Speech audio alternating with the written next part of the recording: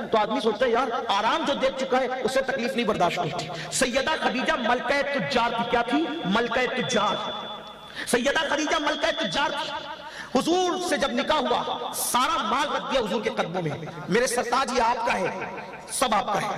اور ایسی فرما بردار تھی حضور علیہ السلام کی کہ اللہ کے رسول جب غار حرا میں رہتے تھے، غار حرا میں، تو حضور علیہ السلام کے لیے کھانا لے کے جاتی تھی پہاڑ پہ. میں پہلی مرتبہ چڑھا، اس کے بعد سے ابھی تک غار حرا نہیں جا سکا. جب میں چڑھا تھا تو میری عمر 19 سال کی تھی. پہلی مرتبہ حج کی سعادت حاصل کی 19 سال کی عمر میں، میری شادی سے پہلے. تو اس وقت میں گیا تھا تو غار حرا میں جب چڑھ کے آیا تو 2 دن تک میری عمرہ کرنے کی ہمت نہیں ہوئی. آپ کچھ بھی رائے قائم کر سکتے تھے لیکن جو سچائی وہ سچائی. 2 دن تک میں عمرہ کا احرام نہیں باندھ سکا. وجہ جا کے آیا تو اتنی طبیعت تھک گئی تھی کیونکہ چلنے کی عادت نہیں تھی، اور اس وقت میرا جسم بھی ایسا نہیں تھا، ہلکا جسم تھا. اس کے باوجود بھی تب میں نے سوچا یا اللہ ایک بار جا کے اتر کے آیا تو یہ حال ہے. ماں خدیجۃ الکبریٰ رسول اللہ کے لیے کھانا لے کر چڑھتی ہے، اترتی ہیں. اس وقت حضور علیہ السلام کو بعثت نبی تو کوئی جانتا نہیں تھا نا مکے والوں میں. وہ لے کر جاتے اور اپنا پورا مال قربان کیا. جب مال قربان کیا تو آخری میں وقت ایسا آیا کہ وہ ملکہ تجار، پورے مکے میں سب سے زیادہ مال جس کے پاس تھا، اس ملکہ تجار نے دین، اللہ کے دین پر اتنا خرچہ کیا، اتنا خرچہ کیا کہ بوقت وصال ماں خدیجۃ الکبریٰ کے گھر میں چراغ جلانے کے لیے تیل بھی موجود نہیں تھا. وہ دن آیا.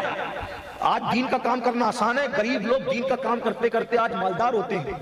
وہ لوگ تھے جو مالداری میں دین کا کام کرتے کرتے یہ بظاہر مفلسی کی طرف آ گئے. اتنا لٹایا اللہ کے دین پر. گھر میں چراغ جلانے کے لیے تیل نہیں. کس کے گھر میں؟ ملکہ تجار.